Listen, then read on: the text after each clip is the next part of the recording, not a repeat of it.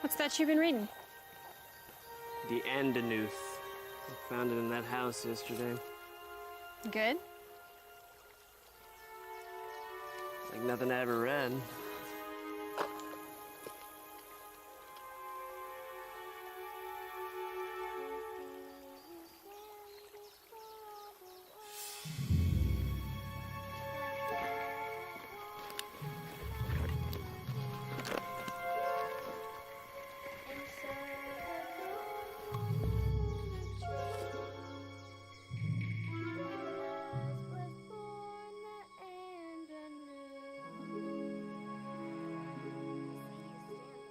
It's a road. There's a girl on it. A girl? What's she doing? Just standing there, talking to herself. She's a guard. I don't think so. Just a kid wearing a dress. It's a trap. She's bait. Yeah. Yeah, you're probably right. Maybe. Maybe not.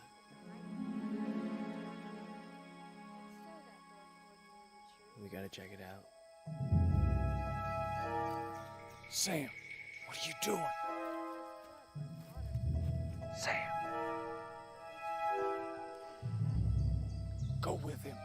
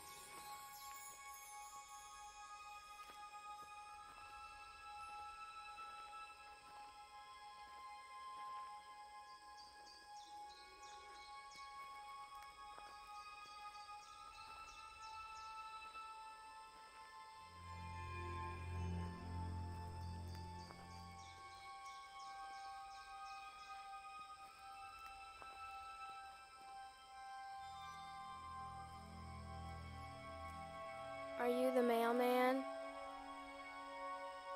What? Are you the mailman? No. No, I'm not. I'm waiting for the mailman. Yeah? Why's that? My dad is waiting for a package. He ordered some books. Some game books. I'm going to meet the mailman when he comes.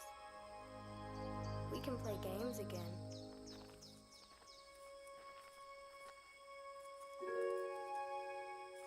Where is your dad? He's over there.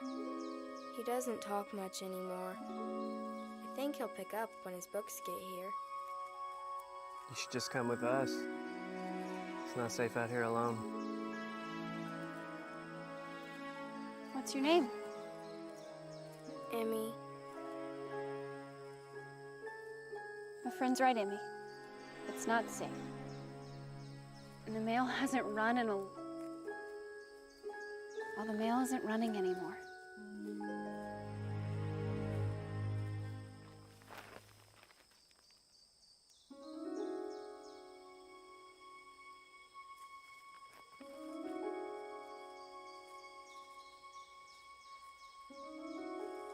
I shouldn't be talking to strangers.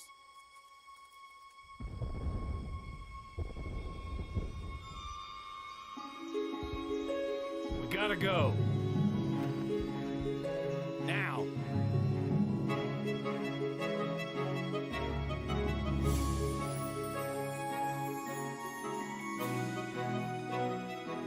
Where'd she go? Emmy! Jukes, we have to find her. Emmy! Let her go. She's gone. Now, she was never even there.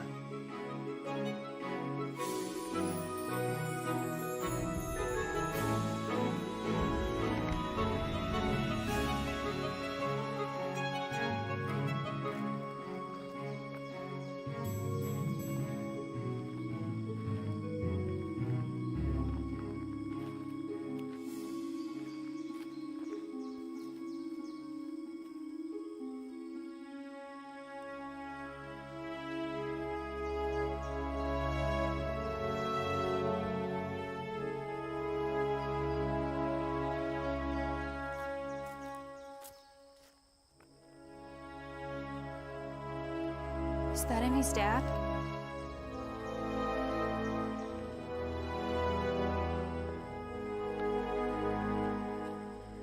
It's the mailman.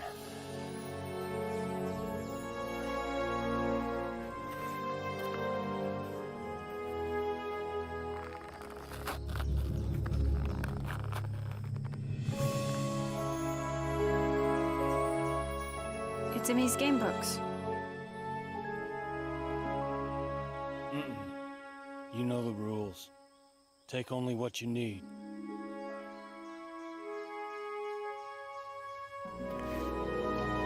Sam. Sam!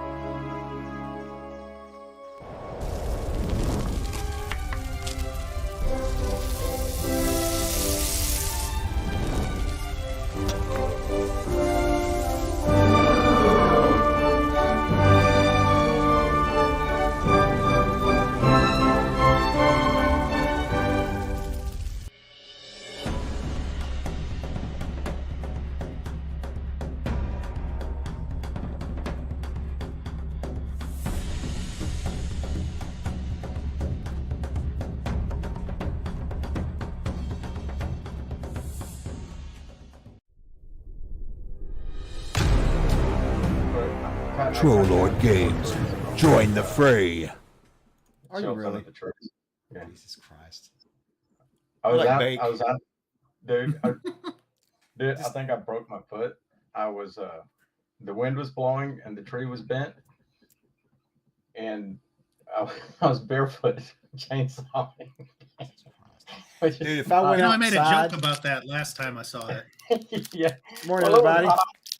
Davis, It if I was went hot. out, if I went outside with my feet the way they are, I would bleed out. That's how bad my feet are. It would be terrible for me because they're like it's just neuropathy. They're like 97%. Doctor's got some weird figure numb. I can't feel anything, Yeah. dude. You can cut my Oh, feet you got off. neuropathy? Oh, Yeah. it's bad. Yeah, my feet. So, Yeah. yeah. Yeah, I think I Coffee and trolls. So 2 years ago, I was planning to do something, and so I was working out a whole lot, right? Mhm. Yeah, and I was running through the woods and just diving around and doing all this kind of stuff to get prepped, for like 2 hours, 3 hours a day. Yeah. And then I stopped to do sit-ups, and when I stopped to do sit-ups, right, I stop wherever I am to do the sit-ups, and I stop and do sit-ups, right? And I'm laying on this rock, this big rock with these protuberances in it. And I'm doing sit-ups on the rock, and I'm thinking to myself, I should move because this is really, really hurting my back. And then, but I'm thinking to myself, I'm like, no. What if you're in a situation and you have to deal with the pain? So just push through the pain and go forward. Are you like a survivalist?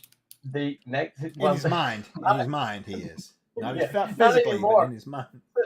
I woke up the next day and I couldn't even move my legs. They were freaking froze solid. My son drug me out of bed. I ended up going to the emergency room. Yeah, I ended up going to the emergency room, and I tried to stick with it. I was like, I can fix this myself. Listen, I can fix this myself. I know we're here to talk about other stuff, but I got to say this. This is something that's been in the back of my mind for a while.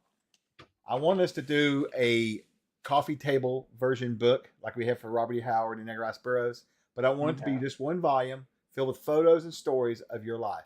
I swear to God, it would be a bestseller.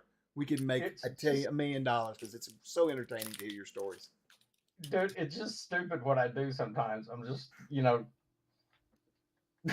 reminds me of the time I went hiking, right? So I'm up in the Rockies, okay? I'd hike down from Banff into Montana, and what I was trying to do was follow where all these hot springs were on the west side of the on the west side of the divide, right? And there's a lot of hot springs, and they're really, really remote, and no one goes to them, right? But they're all labeled on these maps and stuff like that. So I'd go to hot spring to hot spring. And then I decided eventually I needed to get back to my car, get back to work. I have a life, It was just his lunch break. Yeah, lunch break. It was like a month later. I got to get back to work. I know. I was like 2 weeks late for work. How about being that late? But so I'm hiking back, and it's nighttime, right?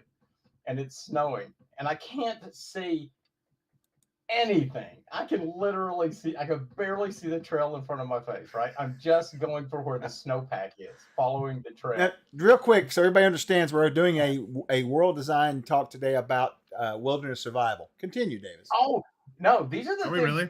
Yeah, no, Where we no, are these the now. Yeah. Oh, okay.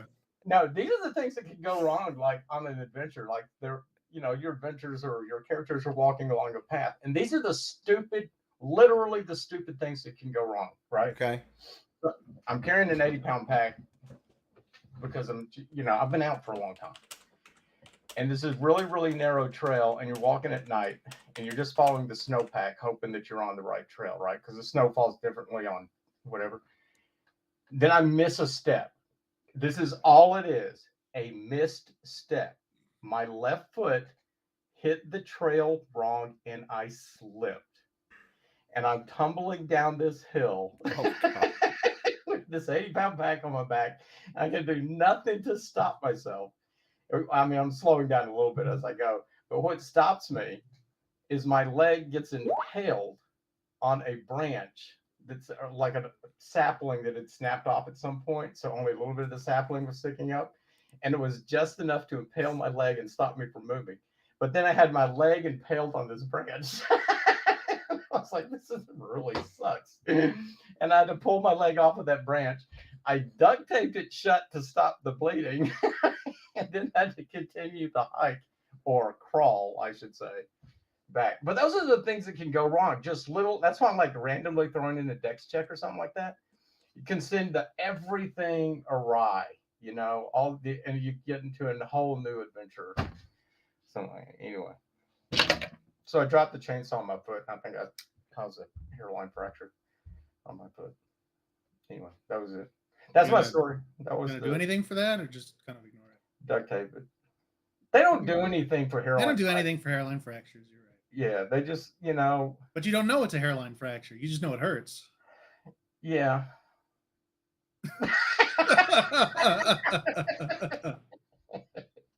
That's all right. I broke my ankle one time too. This is at a convention. Broke my ankle, and I didn't realize it was broken for days and days and days. I think it was like a week almost before I actually went to the doctor and said, "Yeah, you broke your ankle, but it's already starting to heal this direction." All weird. Yeah, all weird and crooked. But so they said we can, and I didn't think bones would heal that quick, so it must not have been a big break. But she break it again.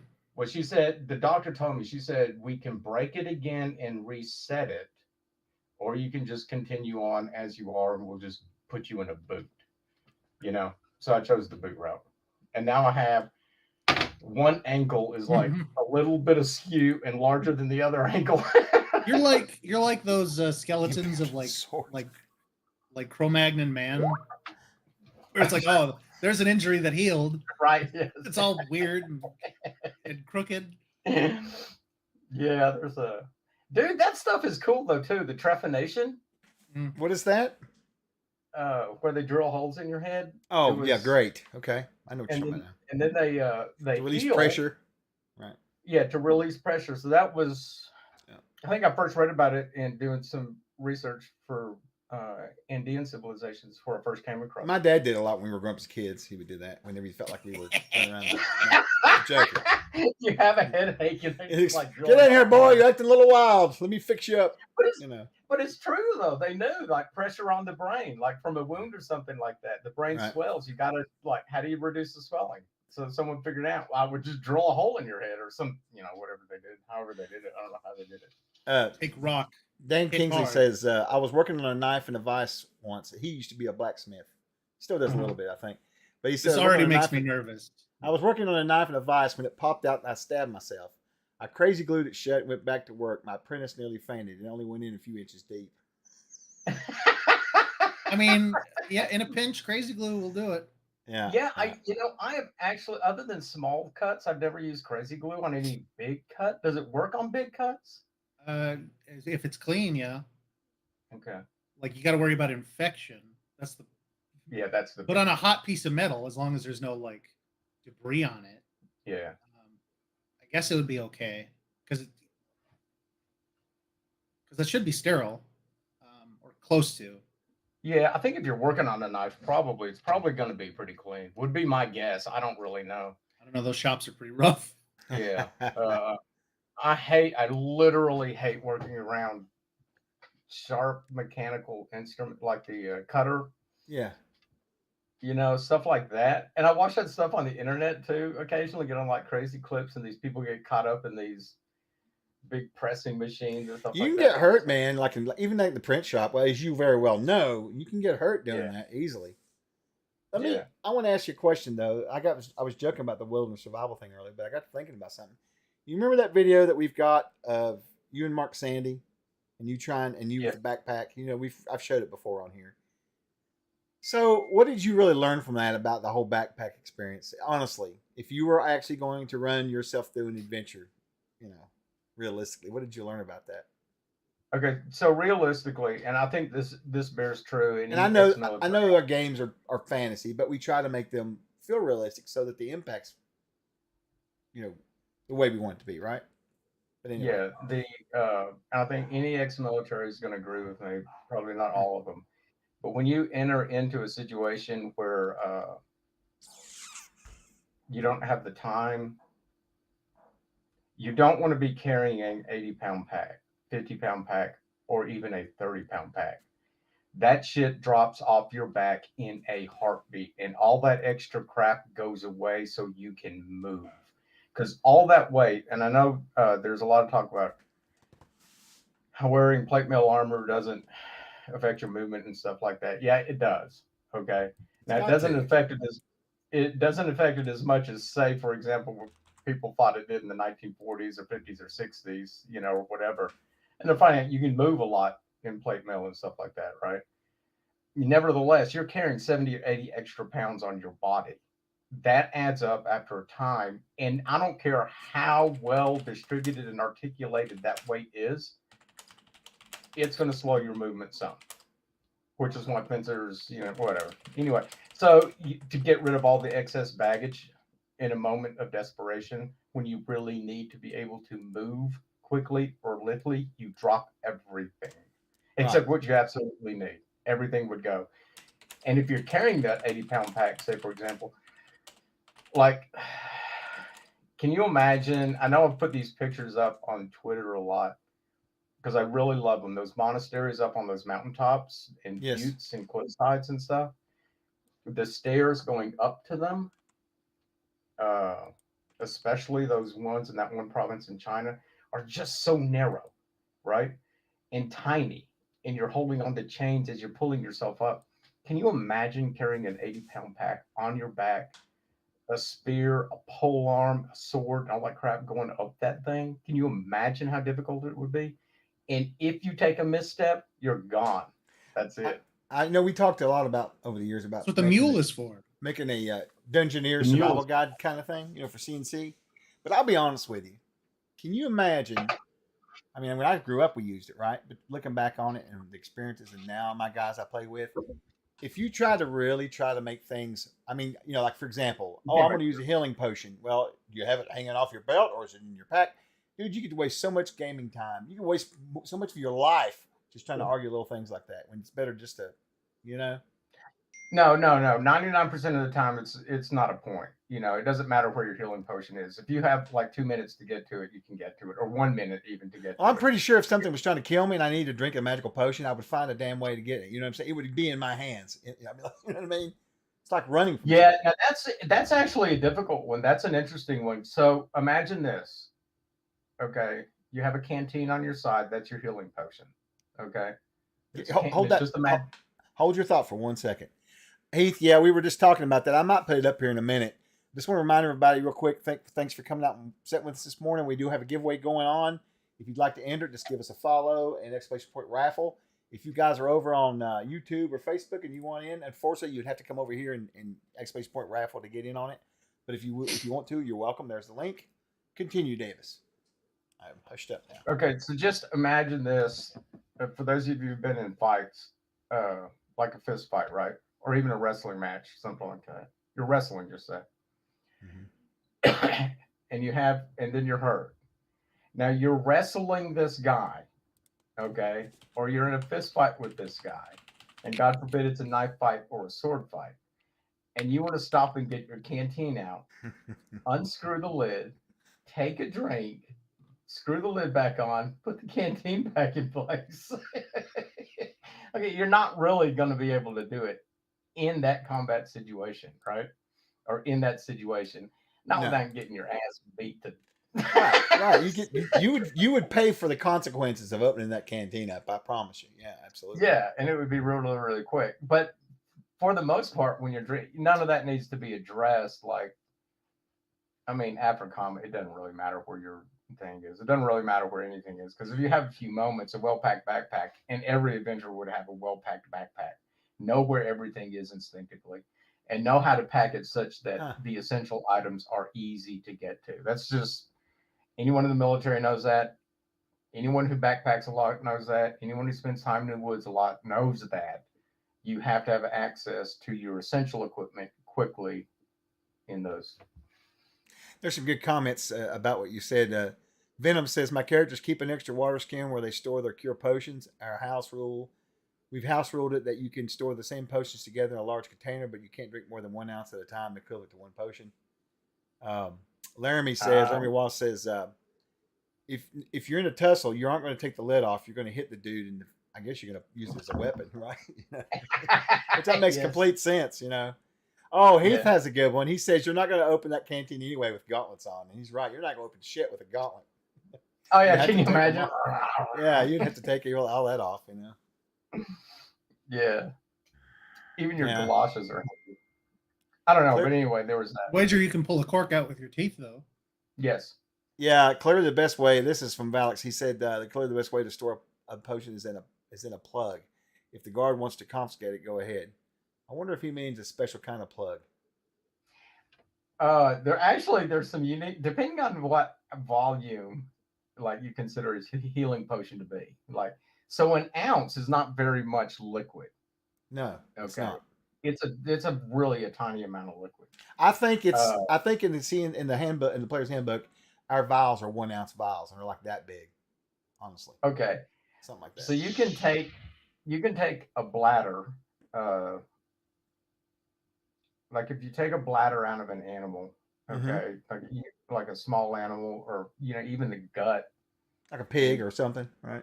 Anything, just like a little bitty piece of fleshy flesh that's sort of waterproof-ish, and you put your healing potion in that, right, and then just seal it up. And then before you go into combat, right, you're going into a delicate situation. You just eat it, right? You just put them in your mouth. You don't really need to crunch down on them. You might, and in the stress of the moment. But if you have control, if you can maintain control of your mouth, you could actually have the potions in your mouth, or one at least. And then when you need to take it, you just squish down on it real hard, and it pops out into your mouth. That's probably one of the most disgusting things you've ever told me in my entire life. It's gross, but it's also very useful. You just have to get over the fact that you've not cooked the meat or whatever. You know what I mean? You need a little bit of raw flesh there. You need a little bit of raw udder, whatever. Bladder. Healing haggis. That's it. Healing haggis. Yeah, healing haggis. Sweeper's got it. That's exactly. Now here's the question, Davis. Would you allow someone to do that at your table? Oh, that's a good question. Probably. If they explained to me that they did it that way, then probably I would.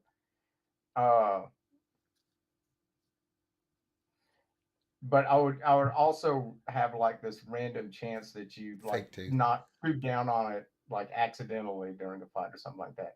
Now magic users couldn't do it because they need to be able to talk, right? So you can't have your mouth all messed up with things in it while you're casting your spells, because you need to be able to speak the words correctly or whatever would be my ruling on that.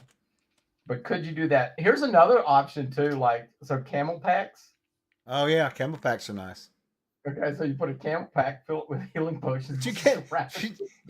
Again, in the old days, I guess like rubber tubing. Well, that's where the bladder comes in the intestines. You can make all this shit if you have got time, Yeah.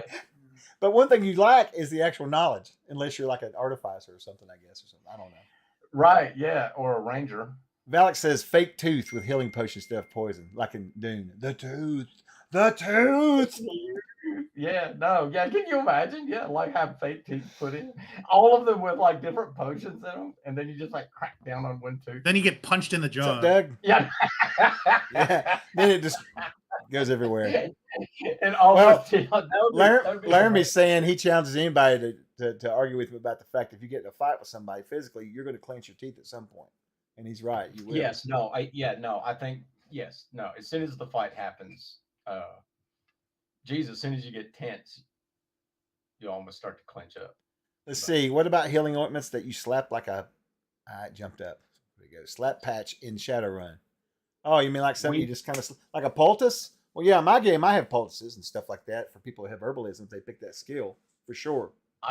Yeah, no, I would agree with that, and I actually have them in my game, Yeah. and they are little clay tablets. Interesting. And you carry the clay tablets on you, and to activate the healing potion, the clay tablet has to be broken. So you'll see people like priests walking around with tons of little clay tablets on them that are their spells, right? And they can knock off some of their spells immediately. On the other hand, they break easy. So I think that's a good way to do it. Ointment is a good word. Huh? Huh? Intimate? Ointment is Oh, a good ointment. word. Yes, It's a it good is word. Ointment. Ointment. Yeah.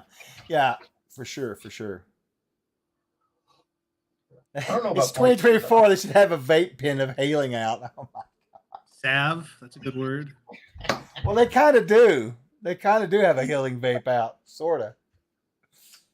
This Temporary healing. isn't like okay, so okay, so I don't know if all potions don't have to be potions. They can be like your spice rack, right? So Where are all the injectable potions? You gotta like. Well, that's funny because in all the years that I've been playing, the only thing that I ever developed that was injectable was poisons. If I'm thinking about it, I don't think I ever did any injectable positive shit. It was always in a vial or something. Yeah. When was the needle invented? The injecting needle? Well, it wouldn't be a needle. It would be a weapon. And what? Like a needle where you actually injected, like a needle that you would use to inject. When was that invented? Oh, shit. Was it? Hypodermic needle? Hypodermic needle. Look that up because I don't know. I would say, I'm going to guess it's 1821. My guess. 1853. Damn it, I was off. 30 years almost. It's kind of close, though. Let's make it more general with the syringe. Yeah, same thing. So you could basically do a lot potion of spice racks in my next dungeon, Tyler. 1844 for syringe. Oh, really? 1844. Okay. That's a little bit later than I thought. I figured they would have come up with it. Yeah, I was thinking it was earlier than that, but I guess not. Looks like some of those movies lied to us. So the herb rat thing is actually really interesting. So potions wouldn't necessarily always be liquid potions, right? It would be a collection of herbs, and you could use the herbs just like dip, or like tobacco. Did you just say dip? Oh, like dip in your mouth, not like chip dip. Okay. Yeah, dip in your mouth, like dip in your mouth. You just take it. No, that's an interesting idea. I didn't think about it. Like a lozenges or something, right? You just. Yeah, I can't remember what we called it now. So anyway, I learned this while I was in the Army. So you didn't always have access to hot water, right? But in your MREs you get like this coffee packet, creamer and sugar, right? So what you do is just take the coffee and the creamer and the sugar and you just mix it all together and spit in it or add a little water to it and create a little like ball of it. And then you just stick it in your mouth and you just like let it soak into your mouth rather than create a cup of coffee and stuff like that. Right. That way you get your coffee in the morning, but it's sort of like a dip type thing. So you could make a dip with certain, like chaw tobacco with certain properties to it. I don't mean to interject, but that is the most heinous thing I've ever fucking heard. Listen, so there's a couple of funny comments in here. Venom says, what about a dagger of healing? Deals 1d4 plus strength damage, but it heals you 2d8. And then Kingsley comes back with, I have a cleric in one of... Listen to this. It gets even better. Kingsley says, a cleric in one of my games had a hammer of healing. It heals up to 24 hit points a day, but he has to hit the wounded with it. On the 1 to 4, it does damage instead. Hold still, I'll fix you. That's a cool weapon, though. There's Yeah. a chance. You know, I need to put some of that in my games now, man. I like that. Yeah. Ooh, yes, I love it. I love it. And you go around the village healing all the injured people with it. And you might kill one.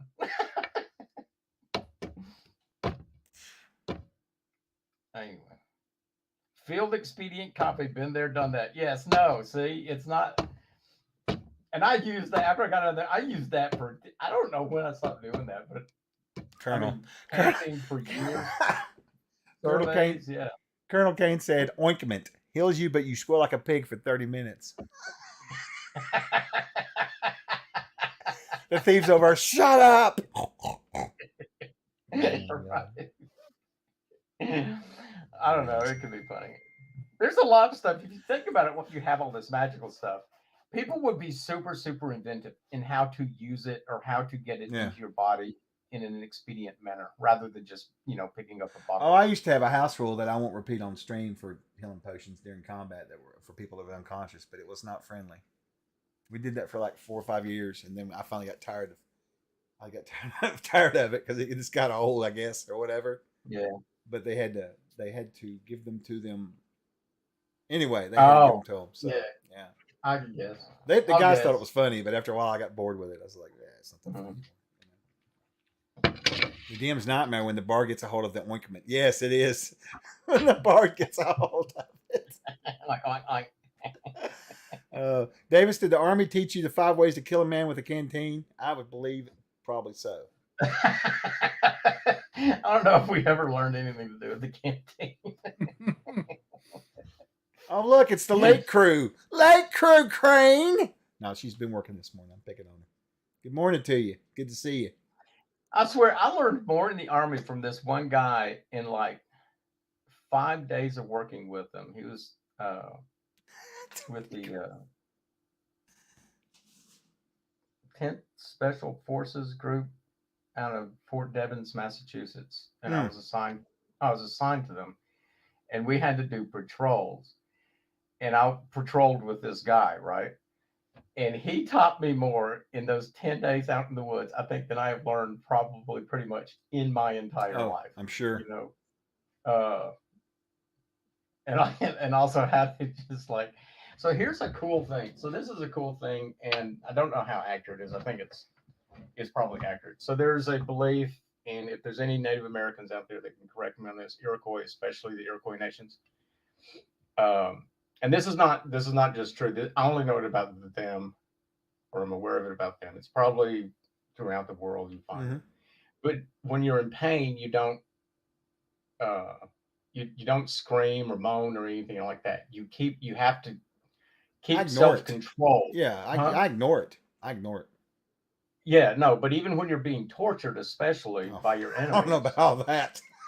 To try to get you to scream, you have to. That's when you have to be most particularly like contain it as much as humanly possible and not make those sounds, because a scream releases your soul from the body and doesn't allow it to go interesting into the afterlife. So there was a belief, I can't remember the Iroquois group, or is it one of those nations, Hurons maybe, up there that had that belief. I don't know where I was going with that. Oh, he was the one who taught me to shut up. Oaken Dragon Press, how about a smelling salt that can heal? An interesting option for a usable item with charges that only give the wounded 1 hit point. Steve uses a stone. I can't think of the name of it. It's a stone you can find in the air, and basically you can cut slivers off, put them on your tongue, and it'll heal you 1 hit point. Yes. So you can, but I can't think of the name of it. But I always thought, I don't know, man. I don't know. I don't know if I would waste my time with that if I was adventuring for 1 hit point. I think I would probably go find a wizard and just have some damn potions made, or something. I don't know. The Huron. I just use alcohol and hard drugs. There you go. Hey, Mooncloud, good morning. How are you? Yeah, I can't think of the name of the stone now. I'll have to ask him later. It's in. I think it's in the Codex. I'm gonna put it in my crafting book. I actually like that idea of the smelling. I like the idea of the smelling salt, especially like So, like sometimes I imagine combat is more of a thing of exhaustion rather than like you're physically taking damage. You're just getting more and more exhausted and Yeah, worn out. that's well, yeah. I mean, Yeah. That's the theory behind the hit points. Okay. yeah, it's a measure of How long you inhale it, right? that's why Constitution features into it. Yes. Is it's not Constitution is not a measure of how much meat is on your bones and how much blood is in your veins.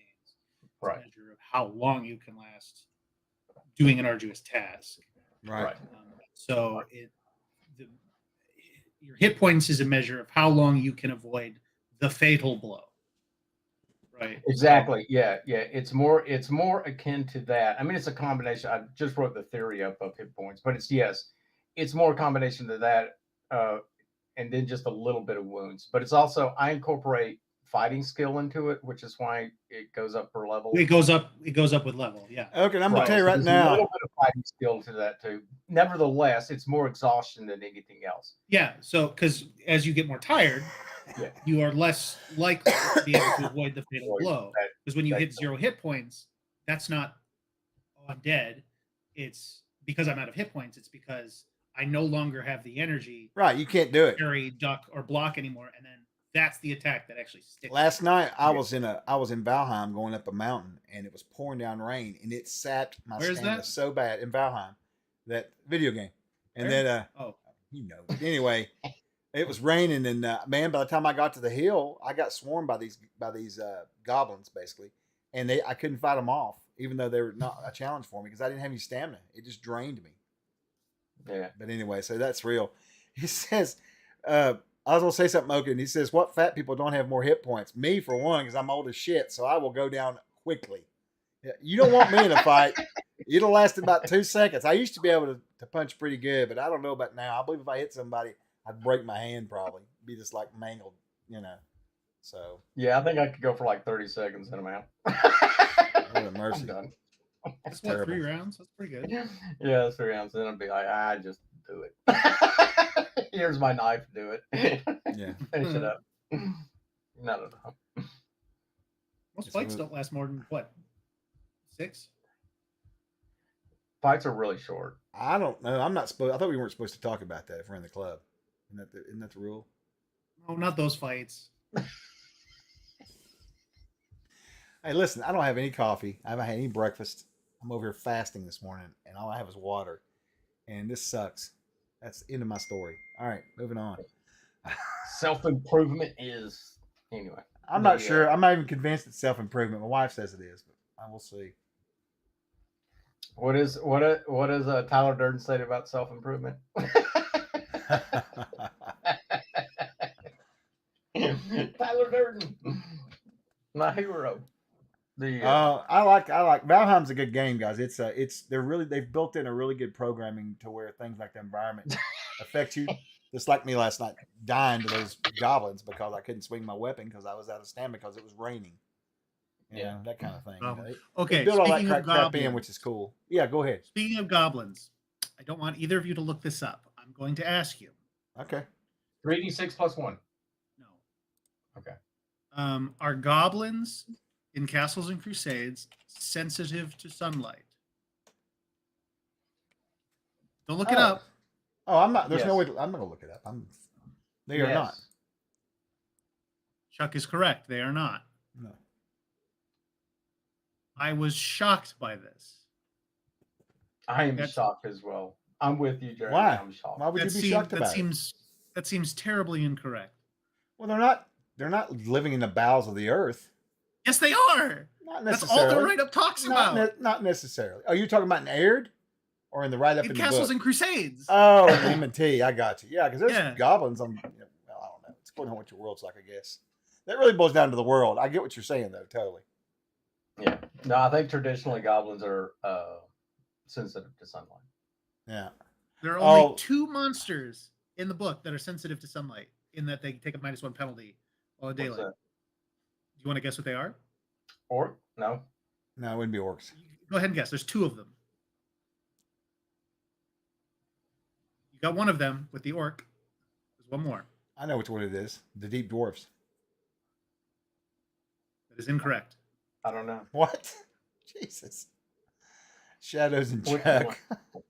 Kobolds, maybe? Oh, Kobolds. kobolds. Naked Oh. mole rat people. What is Kobolds, that? kobolds, and orcs have it, but goblins do not. I think the differentiation between the goblins and the orcs, and I'm just going to go on probably a conversation that Kent and I had years and years and years ago, was that the orcs were So no, shadows have a different type of Why vulnerability. would they be where sensitive to light? That's a silly question, Laramie. So shadows are destroyed in sunlight, which is different. Yeah, they're definitely more Shadows and, sensitive. shadows and vampires are destroyed by light, which is naked. Oh, I mole know. rat. Well, I had a group that group that plays here, when they were a little bit lower level, they were about 9th or 8th level. I was taking them through Tomb of the Lizard King, and I had refixed that up to where the vampire Lizard King in there, he's vampiric. So I had this big thing. I was just going to kill them all. I was pissed off. I said, you know what? It's time for a good old TPK. And they were all in this room. It was like the main room where they were battling. And there's about 6 players this night. We had a full game that night. And one of them assholes, and I didn't remember this, because I don't try to keep track of their treasure, which I handed out. I don't. Had a scroll of daylight. You want to talk about screwing with my session? It ruined everything. The vampire had to flee because he was literally burning alive. so. Oh yeah. It was- Laramie, I'm talking specifically about the ability or the trait, lights or sunlight sensitivity. There's sunlight sensitivity, and then there's sunlight vulnerability. Oh, I see what Shadows he's have saying. sunlight vulnerability. I see I'm what being you're saying. very particular with my language here. So I would say that the wait. Hey, first on Torlock. Torlock had a question about World of Warcraft Guild. So I think we should set up a troll lord thing on World of Warcraft, right? I will Yeah. get with Grace, or I don't know if Grace listens to these or not, but I'll get with Grace to see how we set it up and stuff like that. Then we're Nobody gonna plays have World of Warcraft anymore. do I what? know. They do, Nobody evidently. plays World of Warcraft anymore. I haven't No, played it in there's a lot of people that still play it. I don't. I haven't played it in 16 years. worlds. I don't. 16 I have no years I desire haven't to. played it. I I played other stopped video games. somewhere after the Lich King release in the It was early. like 15 years ago. Yeah, no, it was a while. Now I have played it occasionally, the free version online, just for fun. But see, this is what I loved about World of Warcraft. I really loved the PvP, and I think it's called the Classic Edition now. PvP Classic Edition World of Warcraft was freaking the funnest crap that I have ever played. You know, I would just get in there. I would just spend hours and hours and hours playing those PvP rounds. And I didn't really like the grinding through the dungeons or the quests or stuff like that. I really The quest design in World of Warcraft is really bad. I didn't like it. I wasn't really good at it either, I don't think. And I don't know why, because I was Well, every single one is like go and collect They're fetch 20 quests. bear pelts. Yeah, it's a fetch quest. Go collect 20 bear pelts, and you're like, okay. Well, it's the dungeons are like you'd go through like these Dungeons are fine. You just Yeah. run through with a bunch of people, and then Yeah, but I always seem to screw it up because some people get really particular about your role as you know in the thing and being able to time everything right. I was more like what's his name? See you, What's the Laramie. guy? The Leroy Jenkins. Leroy Jenkins. I don't play it, so I don't know. People were making plans. I was like, oh, yeah. And then respawn at the beginning or something.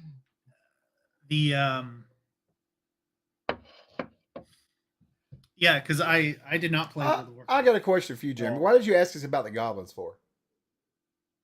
because I was going through and making sure that everything matched up and looked nice for Oh, for as far as updated working on it, yeah, M&T. we've got to get the M&T to finalize the list. We got to have a meeting about that. Get that done. Get it over with. Okay, I would say that, and I'm going to guess this may not bear any truth at all, but I would imagine that Kent and I had a discussion about goblins and orcs way back in the day Mm-hmm. when we'd have to check the first M&T to see if it was in that addition to the M&T as well, the light sensitivity thing, where we differentiated between orcs and goblins, and one of the differentiations was that goblins resided above ground as well as below ground, so They weren't do. light sensitive. Yeah. That way you could have an above ground goblin-esque orc creature that wasn't light sensitive. That didn't have that much. I would guess that that's Thank the you, reason Oaken.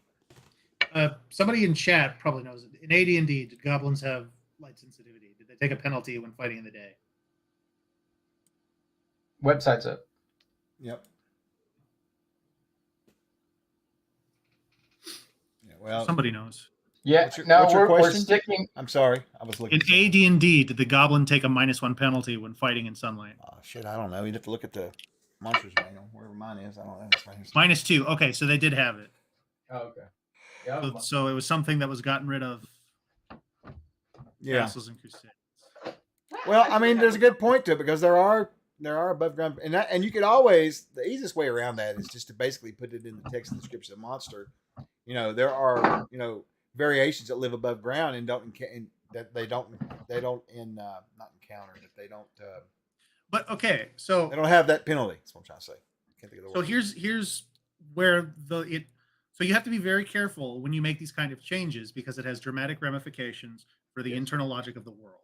Right. The reason why, so hobgoblins are a much bigger threat in the internal kind of Oh assumption. yeah, of yeah. They world run the show than around the goblins. orcs. Sure. Than orcs because they can survive in sunlight and they're lawful. Of course, in Castles and Crusades, orcs are also lawful, so that distinction kind of fades away. So orcs are just kind of like lesser hobgoblins.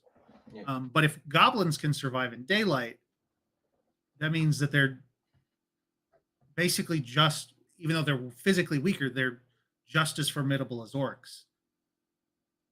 Yeah. What are we doing there?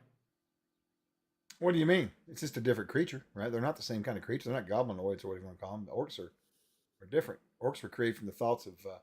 No, but there's a that. specific. I'm not talking about Aird. I don't give a crap about Aird. Yeah, I know. I backed up. I almost went down that hole. Yes. Because if you go down that hole, you could defend the fact that goblins technically should be underground because most of the lore he's written is about underground. But then you got variations around the world, right? So there's a hierarchy of difficulty. There's a hierarchy of difficulty in your humanoid monsters. I see what you're saying. You're talking about from Right. a As you creature design. progress in level. This is an entirely mechanical. This is an entirely Right. mechanical conversation. You Okay. start with kobolds, then you graduate. We move up to goblins, and we graduate to get because the kobold has a D4 hit die. Goblin has a D6. It's a little bit tougher. Then we level up again. We go up to the orc, which has a D8. Then we move up to the hobgoblin, which also has a D8, but they don't take a -1 penalty when fighting in daylight. Yeah. Then we move up to the bugbear, which It's still going. has It's going up 4 and hit down. dice. Just Yeah. sorry, to interrupt But you. now it's not a clear ladder of ascension because we've changed little things here and there, so they're about on par with each other. Yeah. It's just a thing that bugs me. Right. No, and for you guys that watch the website, I don't know. It's kind of, they're working on it. What's funny is I got an email saying that we're going to have maintenance tomorrow. Who knows? Maybe they moved it to today. I don't know. It's crazy. Oh, the site's back. Yeah, the site was back up. It's back down now again. So that quick. Oh, really? For me, it is. Yeah. So that's like I said. That's Oh, is the website typical. down? It's been down all morning. Who knows? I don't know. We got 503. That sucks. Yeah. So Oak and Dragon Press says goblins in 2E or 2nd edition have -1 in bright sunlight. Yeah. So it actually was slowly disappearing. It went from -2 in 1E Daylight. to -1 in 2E to 0 in No, it was -1 in 1st edition. So. Oh, okay.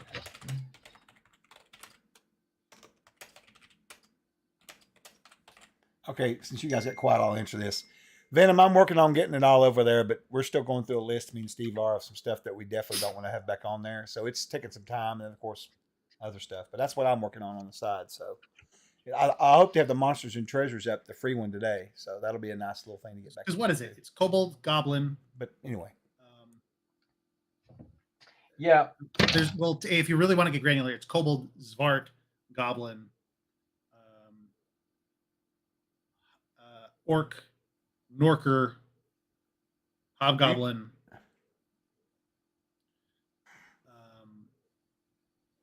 bugbear, You could actually, ogre, troll, and then the how- giants. Right. How it should actually be done, how it should be set up. Like, okay, so, and this is an entirely mechanical, has nothing to do with Okay, story. that's why. Because Yeah. you probably pulled from the 3rd edition version of it. oh yeah, Doesn't have the penalty. that's exactly what happened. Okay, that I'm could sure. very well be. The is to build a spreadsheet of threat and not even name your monsters, right? But you just take a spreadsheet, and this is how you build it. This is how you do it. Yeah. And you start with your lowest hit die possible. Say D3, D4, D6, or D3, D4, D6, or skip Up a to D6. D8, and then you start multiplying the D8s. Right, and then now then you multiply, and you can do some. Thankfully, I built one. You can create a granularity with D8 plus 1, It's not D8 ready, plus though. 2, stuff like that. It's not Okay. ready though. And then you go through, so that's your first column of hit dice threat. And then the next column would be damage threat, right? Yeah. The Which average. should probably be comparable to their hit die value. Right. Yeah. At least up until the after D8, then it will probably taper off. Yeah, and it's the average damage that monster could inflict, Yeah. right? Not like the range, just the actual average damage that monster would inflict. And then you create even more granularity or levels of threat with your deep or sunlight sensitivity would one way of creating that level of threat. But there are other ways to create levels of threat. Well, and you've also got to talk about their ability in combat too. As far as I know that they get technically, it's easy with us, right? We use the hit dice, but there's oftentimes I'll have bonuses for other weird reasons, Yeah, some of our monsters have bonuses to hit, and damage. Mm-hmm. Yes. Yeah. Some of our monsters have bonuses to hit and damage outside of their. Yeah, outside of that, hit die absolutely, they do. And yeah, now in some cases, and again, there's also with our products, anyways. A lot of times, Steve's really good, or we have been really good in the past of putting descriptive stuff in there that's not necessarily mechanical, but can damn sure be mechanical if you wish to implement it as a CK, right? You know what I mean? Yeah. So there's that too. There's that level. Some monsters might have something in there, like for example, hobgoblins. I haven't looked at the description on it in a long time, but it used to be that they would, and I can't swear it was in our book versus the AD&D, but you remember growing up, you read about them being, they're trained strategists. They know what they have, they can do things. They build forts, they build themselves up. They're smart, right? But that's not going to follow in. And that's a threat level. That's exactly right. That's what I'm saying. Exactly. But yeah, that doesn't fall in. Of course, it could fall in under intelligence if it's properly statted, right? You could say that. I think it's a threat level that would be covered under intelligence. Yeah, it should be. Yeah. And so back in the day, so in 2002 probably, a lot of this was actually statted out in what we call the red book, right? It was my notebook. And it was not just that was statted out. It was character class progression and valuations of the character class, right? So every aspect of a character class had a distinct numerical valuation, which is how we came up with the experience point charts. So that there is an underpinning logic to the first 13 classes. Now, I will come back and say that after all that was submitted, there's, the subjective gut instinct, this doesn't feel right corrections that are put in. Mm-hmm. And Mac did a lot of those gut instinct, this just didn't feel right, Davis corrections, which I agreed with, because Mac had a really, really, really good feel for like the gut level of the game, whereas I would literally get lost in just the numbers, the mechanical abstractions and stuff like that of the game, without going with like this gut wise, this doesn't feel right? It doesn't match with what's going on. Yeah. So there's some corrections there, but in that red book too, we had, and that was basically it too, a threat level chart, starting at D4. I started at D2. And then I would just run these hit points. If I could run these hit points, right? And then value those hit points as experience points, and then give the next threat level, whatever it was their average damages, I think, with the next one. But it gets really wonky when you get in there with it, like intelligence, for example, Chuck, or you get movement. Something gets really fast. Movement's another one. Absolutely. Yes. Yeah. Number of attacks. Number of attacks. That's another one. Because all those things start to add up, which is why, Jeremy, when we were talking like constriction the other day, or a few weeks ago. That was a long time ago. It seems like yesterday. It's like 2 months ago. I remember you talking about that. The conversation. But I wanted all of those collapsed down so that I didn't have to deal with so many variables because it becomes impossible to deal with the variables after a while. It's just Yeah. what's the 3-body problem? Try doing it into the 1,000-body problem. So you get like the anyway. So there's that, and I'll show you how. There is. I mean, something that I've discovered in trying to apply some level of uniformity to the monsters is that there's just there's the goal and then there's the reality of like the kinesis of how these monsters move and work, like in the physical realm of the game. Yes. And for some of them, you just can't. Like they just don't fit, right? Right. Like this monster's too weird and too specific with the way that it does this one thing. It needs its own unique whatever. Yeah, no, I know. I know what you're saying, Jeremy. And go ahead. I'll finish after you. Hey, Chuck, I'm going to drop an image in your. Okay.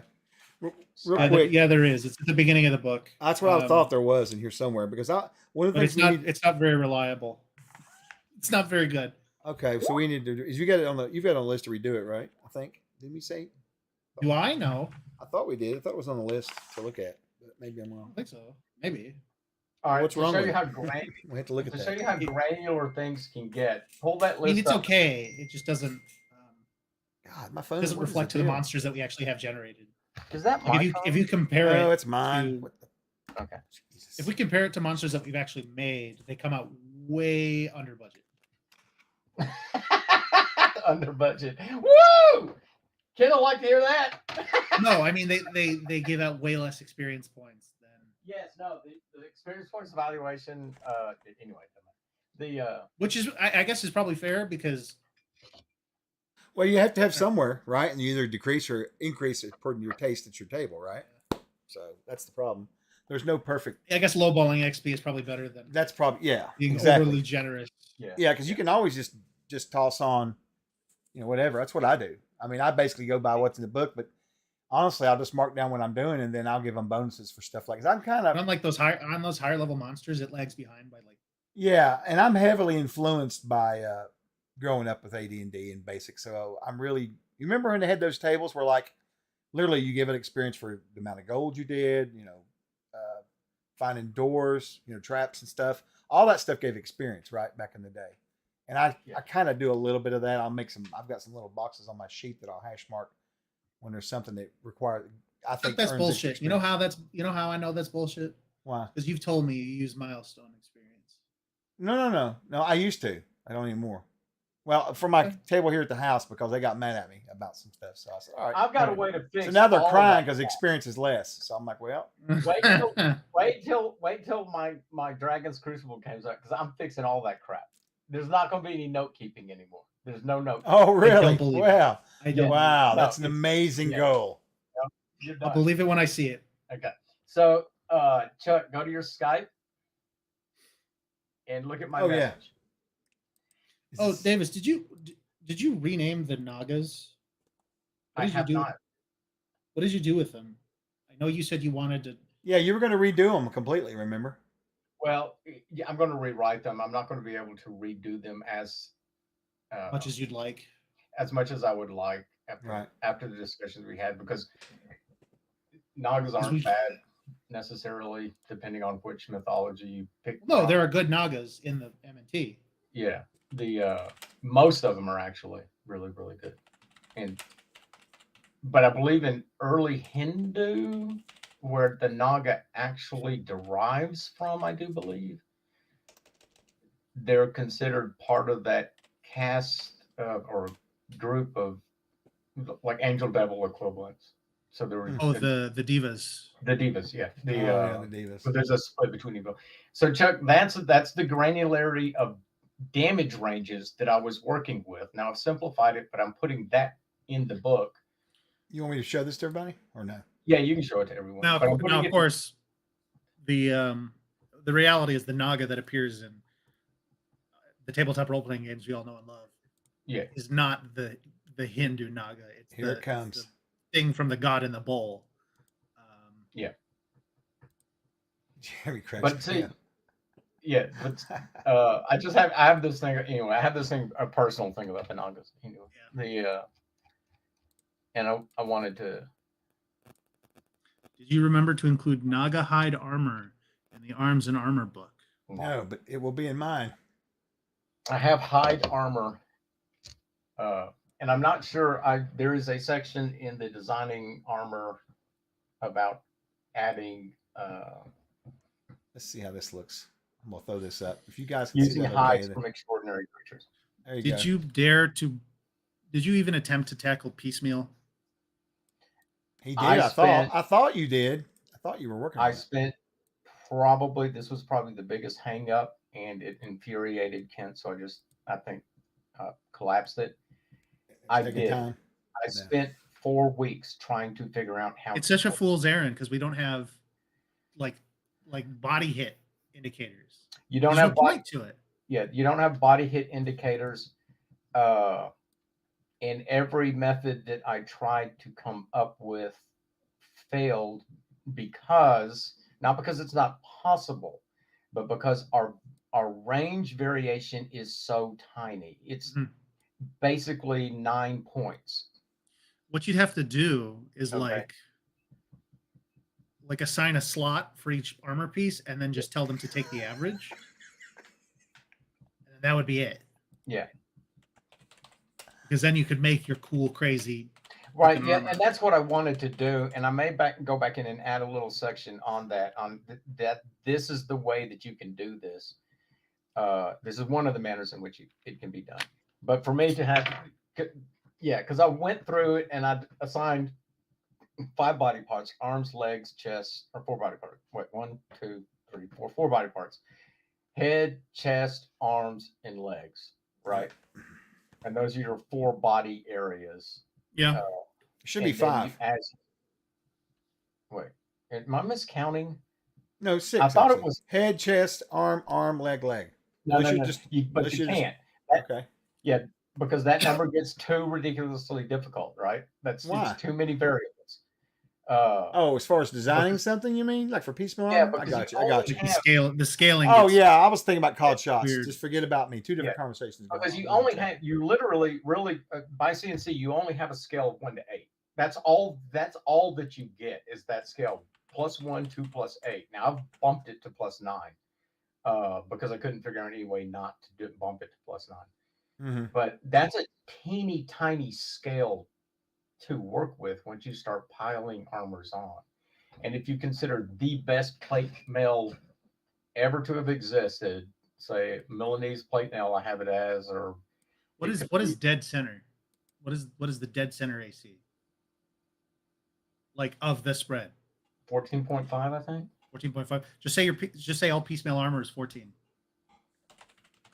Yeah, you could. Yeah, no, and that wouldn't be unreasonable. Regardless of the combination you have, you can make it look as wild as you want. Yeah. Your AC is always 14. That's one way to do it. Heather, we need you to run a Planet of the Apes AA adventure for us. That would be amazing. I would play the hell out of that. I would too. That'd be awesome. You have to come up with a Planet. Isn't there a of the Planet Apes of the Apes game? What is it? Apes maybe. something. I don't know. It's not official. It's like a. Oh. Yeah. Yeah, Davis, did you want to say anything about any more comments about this image I've got up here since we can see it now? Oh, is the image up? I don't see up. it. It's teeny tiny. Well, I mean, I can make it bigger as needed, of course. Oh no, see, okay, so that's basically the damage range granularity that I was working with. Now I've amended it quite significantly, but this chart's going back into the making Look at your that. own It's arms and insane. weapons, right? Look at that club. 1d2 + 2. How reasonable. Yeah, unique, but that's like for these really super unique clubs, right? Right. But for example, no club can do under or over 4 points of damage was I think the basic ruling on that. Well, now they do up There to are 7. there are exceptions. There what? The club in the PHB does 1d6 + 1. Yeah, no, That's being fixed. that's been fixed. but that infuriated me. I mean, it was such a long argument and discussion. I was like, the single best weapon that ever existed in the entirety of human history has been the club, according to those old CNC rules, the 1d6+1, right? And the best thing about a club was that it cost 0 gold. You could just pick it up on the ground. Yeah, you could just walk around, pick it up, and just go. I guess you couldn't in a desert, but Well, so, no, you could yeah, maybe. I think they literally have a cost of 0. They do. Yeah. I'm joining So a new you- club. So you could, Willie. so Yes. everyone in the party should have 2 clubs. Yes, everyone in the world, because there's Should no have 2 reason clubs. not to have it. Okay, there's no weapon that would Listen. be significantly better than a club Nah. for your You The guys club aren't- deals more. you guys the are not club deals thinking it. more damage. The club deals more damage than the short sword and is cheaper. But you're not thinking about Armies things, should Jeremy. be equipped with clubs. You're Yes, no. young. When you get older, you give up clubbing. I haven't been clubbing in a long time. So, That was a lot of work for a very bad joke. it was a great joke. Wait a second. Buy a shield, get a free club. That's week only. Come on down. Yeah. To No, Davis's but bargains. Bargarama. I want to see sieges where everyone's just waving clubs around. all right. There should have been a stretch goal book of clubs. He would have done it in a heartbeat. What? What are we waiting for? This was supposed to be fixed. Oh, it's not fixed yet until we do the 10th Not fixed printing. yet. Oh, it's in the new printing. It will Well, we be. haven't done it yet. We've not done it yet. You got to talk to Steve about it. I don't Yeah, know we're if he letting fixed him fix all the SRD crap first, or I OGS don't stuff know if first. I don't know if he did that. I don't know if he did that. Oh, he's probably not fixed that yet. That's stuff we'll have to go back and fix after. You got to remember. Okay, Oh, the I've new not club. forgotten. Okay, the new club. I Okay. will give you the stats on the new club. It's a new club, everybody. Five- What's up, Sith Lord? 5 silver pieces, 1d2 damage. Okay. You can throw it up to 15 feet, Did we put Not- shield in there? Or mage armor or whatever the hell we were missing? and it's 1.5 pounds. It's going in. And yes. they break easy. That's going to be the new club. So That's What? going to be the new club. Sorry, I was talking over you. but think of this. So That's too, why. like if your club did on average, what's the average of 2 to 7? Average of 2 to 7. Yeah, it's 4.5. Yeah. No, 3.5. No, it'd be. We do math at our job here. Yeah, do? we do. And I should be able, since I've been doing this, it's 4.5 is your average, Not a gentleman's club. right? Oh my God! So- First rule about club.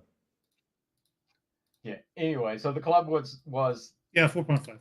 was club theoretically would have had. In the development of the arms race, the club would have remained. They wouldn't have developed anything after. Yeah, because it was the best weapon they could ever. I mean, if it's better than a short sword, no one would have ever bothered. Better than any dagger, knife, or anything like that, no one would have even bothered. Well, Other than cutting. the necessity for it would have metallurgy would have still developed probably for like maybe religious purposes or something, but Or maybe armor. or, and then you'd or get- finance. Yeah. Um, But anyway, so the club has been changed. That was I don't know how because as it stands now, it's not just 1d6+1. It has a 20-foot range. I mean, you can throw it. what? It has a 20-foot range. How? Who is See, responsible? Chad, what I'm for talking about? This is going to be something good. I'm not sure. There was another printing of the PhD that had a typo in it. It had a mistake in it. I don't know where it came from, What? but it had like a D100 damage. I was like, what the?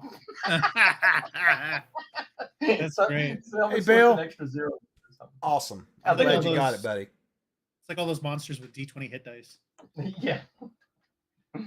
Anyway, so we fixed the club, or it's going to be fixed. The walrus was not a typo. I'll have you know. Hey, Chris. Good to see you. Walrus was to make a table fit. We've decided in chat that we're going to have a special club stream and have you guys go at it for weeks on here. It'd be fantastic, breaking down the club and all of its aspects. We're in agreement. That's ridiculous. We're gonna get Steve on here. There'll be a what is that? What was that show? Point, counterpoint, or So whatever it used to be here's- on TV. Here's Here's the ridiculous thing: is the fact that Steve has been resistant to the obviously needed correction on that for this long. You know, you got to understand something about Kent. There are certain things that bring him pleasure, and when I was watching an editor lose his mind. I know. Now, another I know. thing, okay, I'll credit Kent on defending a lot of these things because Kent also has a very, very deep understanding of the legacy impact of some rules. Is that they may not make sense, they may not like fit with the whole mold, but they help shape the game. Okay.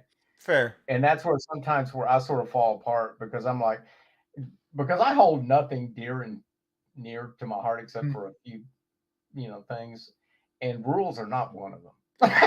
I'll tell you what else that they're saying has not been held dear to our hearts is spears. I feel like spears are undervalued. Spears are significantly undervalued. Their damage is way too low. Yeah, that's what they're saying, and they're dangerous. Which I've never been stabbed with a spear, but I can imagine it would hurt. I always assumed they did a D8, and then I looked in the book. I was like, "What the hell?" It's not. Okay. No, it's a D6. That's weird. Okay, so. Okay, again, now the weapons. Again, what you have is a constraint. So basically, the constraint on the weapons was. Now I went ahead and opened it up at the bottom end, but couldn't open it up much at the top end. So it did D2, D3, D4, D6, D8. You have a limited die range. And D10. It's a very limited die range. So you have to like brace out the spear versus other things. Now I will say this. I bumped the average damage range of a spear up to 3.5, with the better spears doing an average damage of 4.5. So what is like that, a 1D? It's a 1d6 plus 1, and the best spear I think I have is a Bootiak, bear spear or boar spear. You call me Bootiak. And these are fighting spears, not throwing spears. These are all fighting spears. And so the Viking broadspear would be 1d6 plus 1 too. So it's 2 to 7 with a 4.5 average. So the best spear is a 1d6 plus 1? 1d8. 1d8? Yes, okay, that is very quickly going to become the default spear for everyone. Yeah, it's the Bootiak and the bear spear. Okay, well, yeah, the bear spear. I think that's going to be the winner. The bear spear? That's a badass one. Is that in the book? You put a bear spear in there? What does it do? Yeah, it's designed. It's like a boar spear, but designed a little bit differently. They're both very specific purposes behind those spears. It's for keeping something away from you. For keeping something away from you. So once you impale it, it can't move further up the spear once it's. There's a really big tang at the end of it. So once it gets stuck, it can't go tang. Yeah. Oh, that's kind of cool. Yeah, that's but it cool. allows. But the blades are also fairly broad, and they're not made to be thrown at all because there's the weight. So they're basically just like a pole arm. You're going to be right here. Right? It's a sword on the end of a staff. Yeah, and so most spears are basically And I've differentiated spears from pole arms. So there's three things you should be aware of. What I did on this one. So I think I've got like a naginata. The naginata, yes. So you have spears, which are single-bladed melee weapons, not intended to be thrown. The next is spears as propelled weapons. The design purpose behind those spears is that you throw them; they're not used for melee. You can use them for melee. Both of them, crossover. Isn't that just a javelin? Yeah, I could call the whole category javelins if I wanted to. I feel like if you called the throwing spears javelins, people would not complain because the expectation is a javelin is. Yeah, but I've got 40 different types of them. Okay. So there's 40 different melee spears and 40 different throwing spears, and then there's pole arms. And what distinguishes the vast majority of pole arms from spears is the triangular. It's single-bladed and triangular shape. Now there's a few pole arms that have the same thing, but they're fairly rare. They were mostly used when there were guns on the battlefield. Yes. So anyway, that's used for impaling Frenchmen. Only Frenchmen. And one of the most So in I'm gonna going shut down this these image rabbit off. holes, the fork was one of the most useful, widely used. The military fork. The military fork was Yeah. one of the most useful and widely used pole arms during a certain 100-year stretch for the Middle Ages. It wasn't the halberd; it was the military fork. It was probably easier to make than a halberd. It was way easier to make and had more functionality against those heavily armored opponents. Well, you figure you could twist, and you could catch a blade. You could catch some guy's leg, pull him off a horse. Or, You could. The biggest thing is dehorsing, Yeah. getting them down and tripping people. That's a okay. big thing. Is I leave knocking from work, come someone back. down. I'm like, what are they talking about?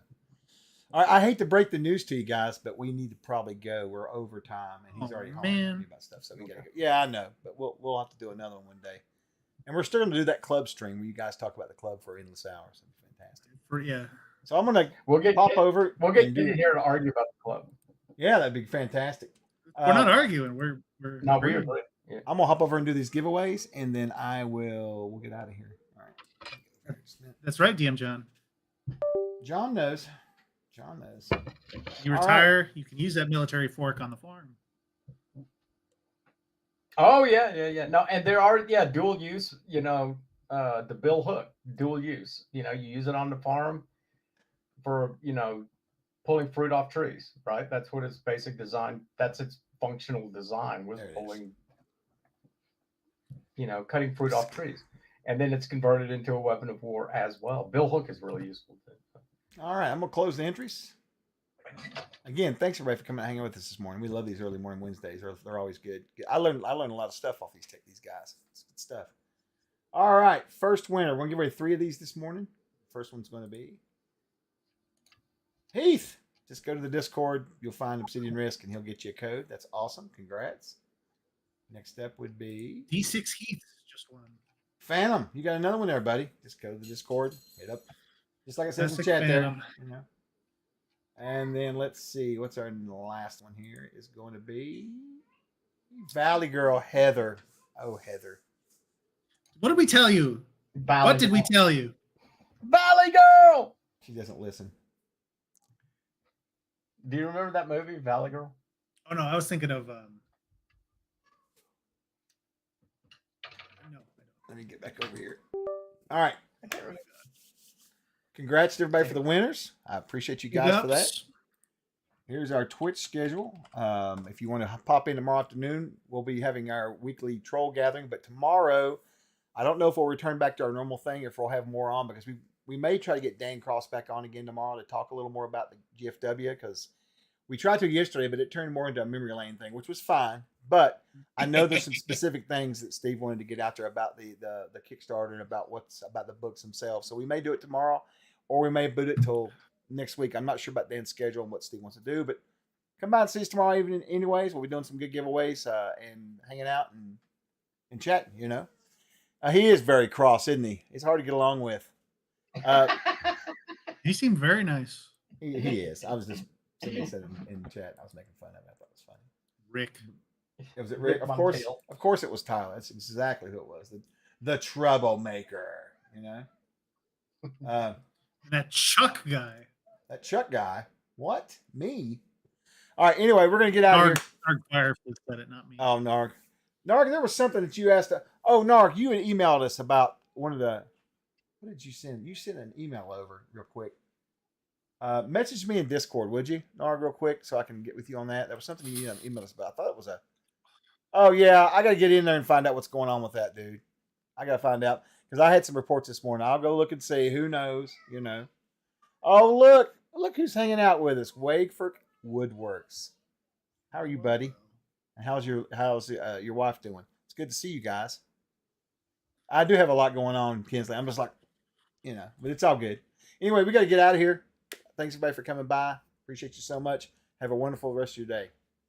See you.